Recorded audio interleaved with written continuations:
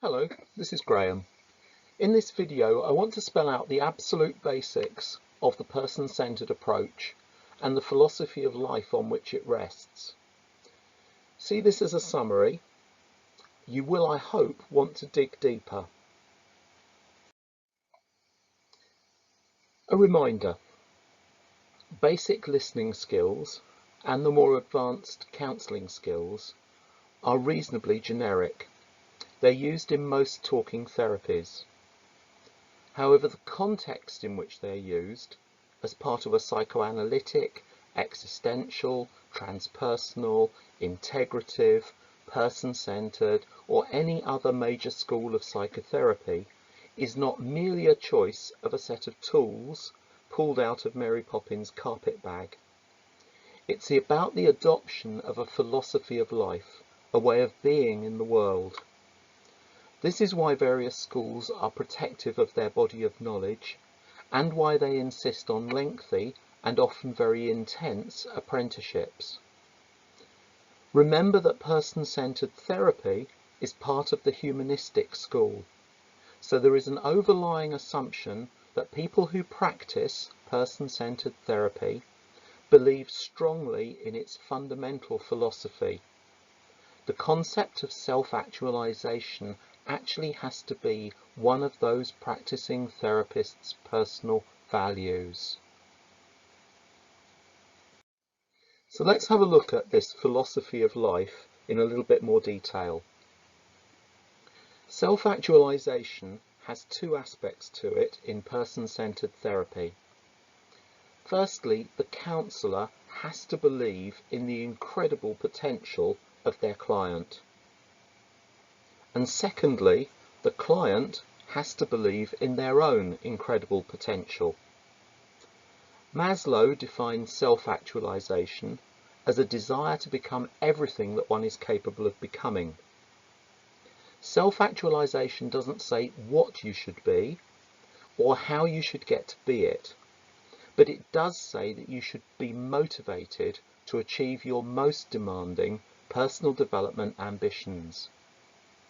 Exactly what these will be is highly individual. The point is that we have to believe that they are attainable and be striving for them. According to Maslow, before you can be considered to be self-actualizing, your need to belong and to have self-esteem should have been met.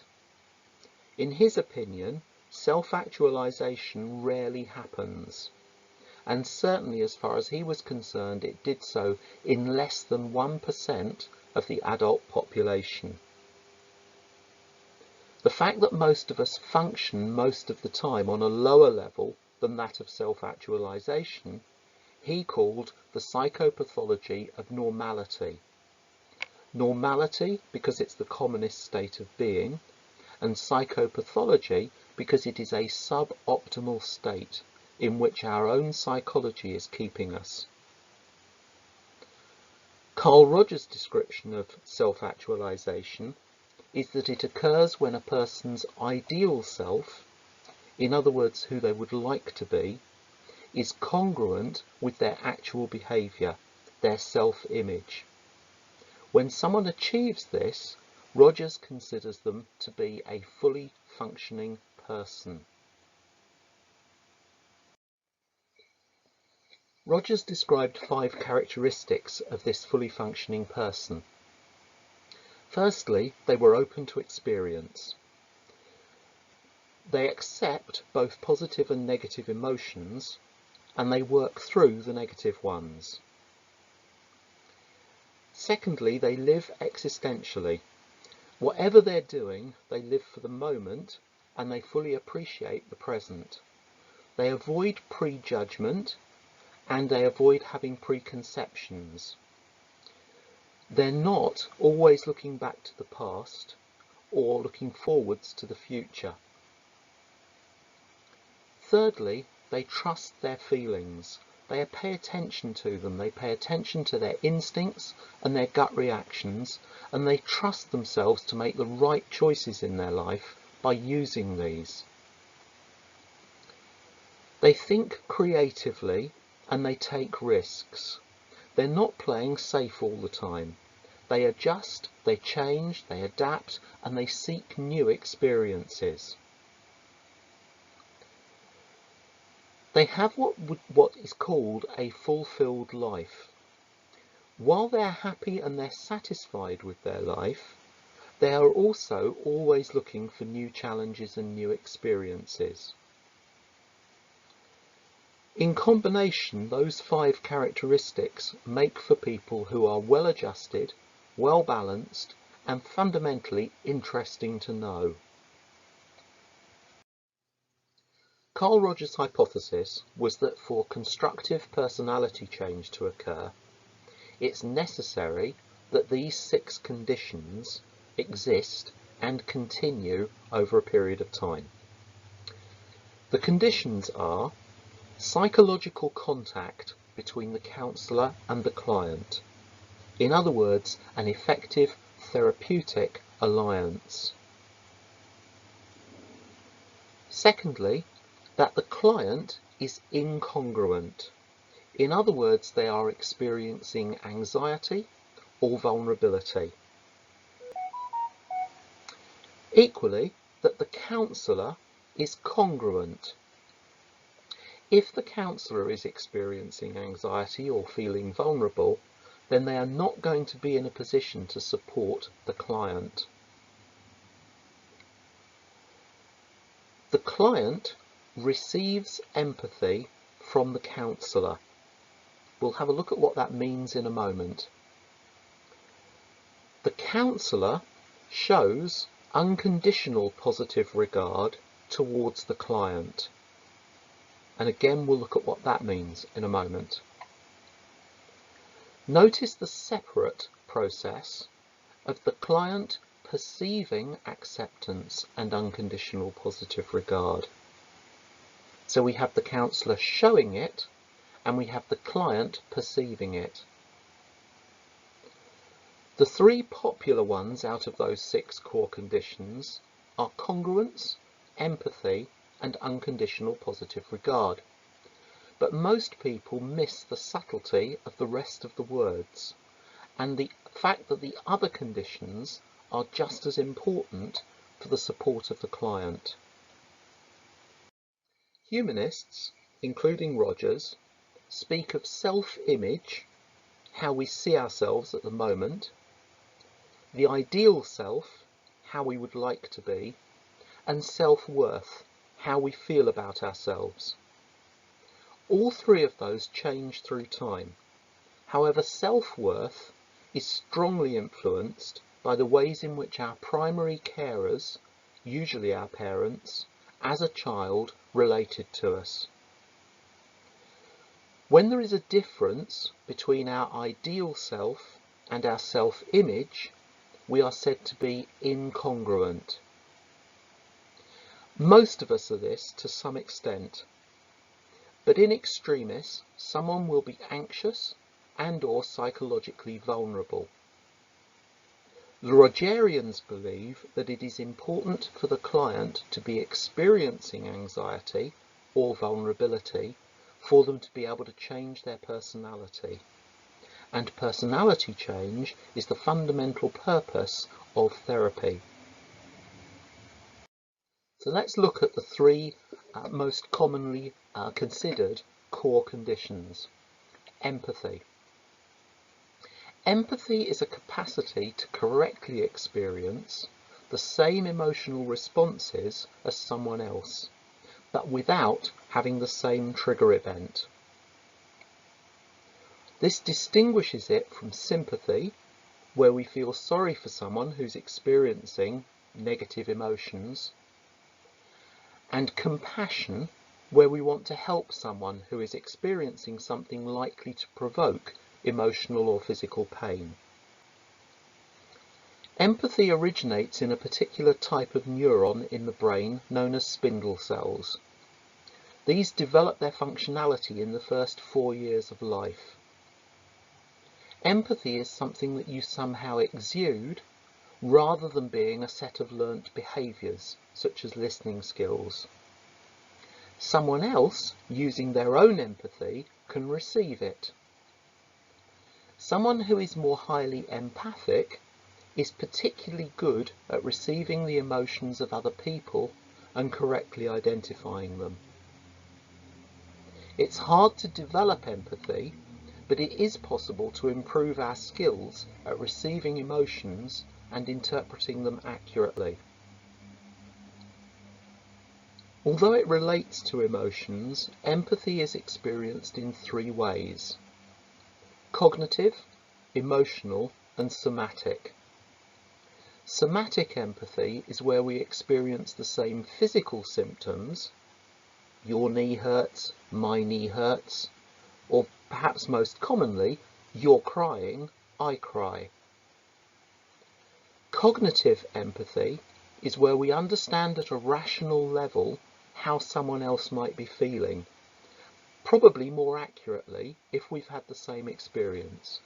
So I can understand your grief, and the more so because I've had a comparable loss myself.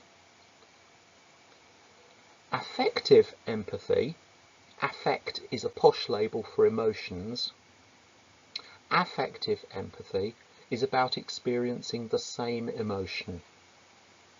Cognitive empathy is probably the easiest to receive, and it's closely linked to sympathy.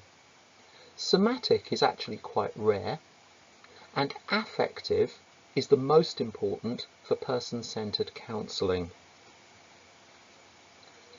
In the Rogerian model, therapists work hard to develop their own affective empathy, because they're experiencing what the client is also experiencing.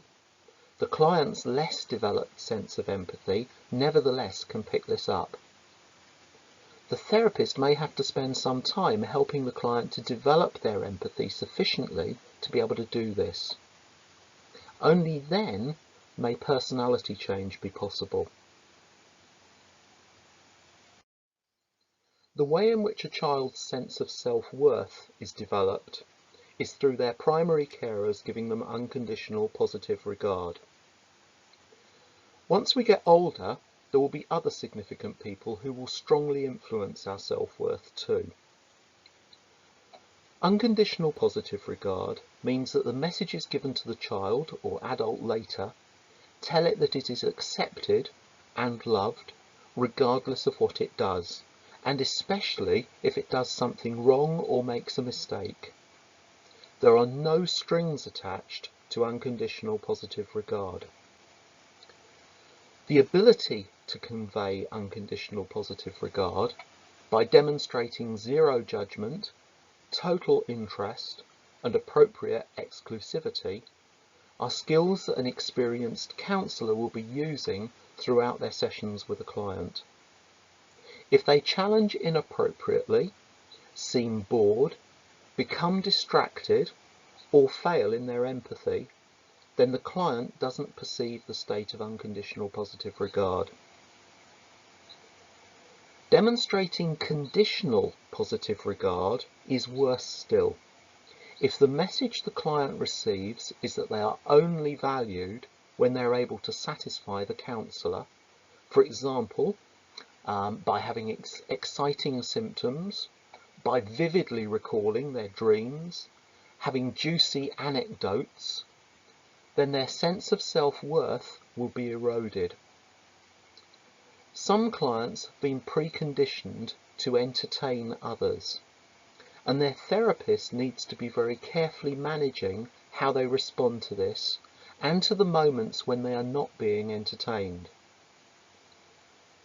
They may encourage the client to adopt a more reflective space, but what they won't want to do is demean the entertainment.